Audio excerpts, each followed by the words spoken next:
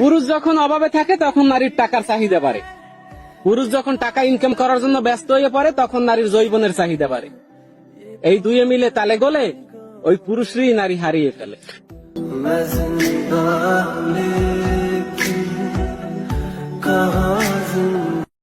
ছেলে হওয়া এত সহজ না, অনেক কিছু ঘুরে আমাদের মাথায়। সব তো তোমারে বইলা বোঝানো যাবে না, তারপরও কিছু বলি শোনো।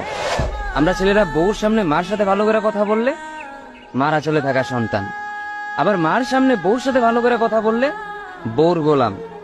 নিজের ছেলে মেয়েদের যদি মারি আমাদের দয়া মায়া নাই, আর ওই ছেলে মেয়েদের যদি কিছু না বলি আশকারা দিতেছি। নিজের বউরে দিয়া যদি জব করাই সেই ক্ষেত্রে আমি বউর কামাই খাই, আর যদি বউরে দিয়া জব না করাই আমি সন্দেহ করি। সারাদিন ঘরের বাইরে থাকলে আমরা ভাদাইম্মা, আর যদি ঘরের ভিতরে থাকি তাহলে বেকার, কাজ কাম নাই।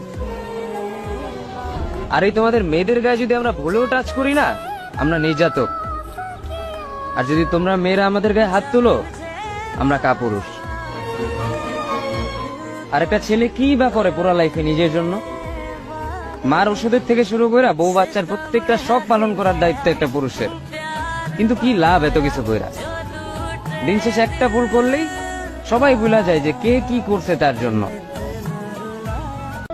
আরে বাড়ির বউ ভালো হলে একটা বেকার ছেলেও প্রতিষ্ঠিত হয়ে যায়, কিন্তু বউ যদি খারাপ হয় তাহলে একটা প্রতিষ্ঠিত ছেলেও ধ্বংস হয়ে যায়। কথাটা খুব ভালো করে মিলিয়ে দেখবেন বন্ধুরা।